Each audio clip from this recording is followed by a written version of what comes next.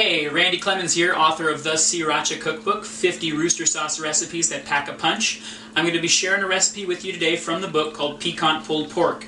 It's basically an easier version of the Carolina barbecue favorite, pulled pork, but instead of doing it outside in a smoker, we're going to be doing it inside with the crock pot.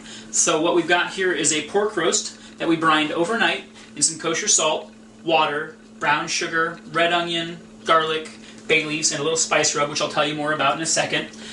Took it out of the brine, drained it off, dried it with some paper towels, and now I've got a little mixture of yellow mustard and lots of sriracha. We're going to go ahead and pour that right over the pork, just like that. Get every little bit out of there. We don't want to waste this stuff. Okay, once we've got that, go ahead, get our hands a little dirty. We're going to rub this all over the meat, just like that, making sure we get sriracha in every single nook and cranny.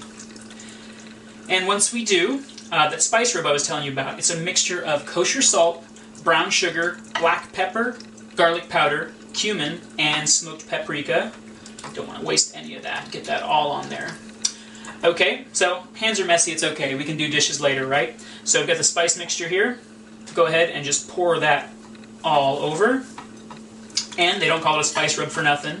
We're going to actually rub it into the meat, making sure we get every single nook and cranny. There we go. Alright, just toss that in the sink. And get every single possible space you can. This is where all the flavor is going to come in. I mean, the pork's got plenty of flavor on its own, and so does sriracha. The spices and the salt are essential, of course, to the flavoring of the meat. Okay, so now there we go. Get that all rubbed on. So in our crock pot here, I've got a little water at the bottom, and I've also got a little bed of onions. The onions that we used in the brine from last night, I also reserved those, and I just put them down at the bottom there, so it's going to be a nice little bed for the pork to rest on while it's roasting.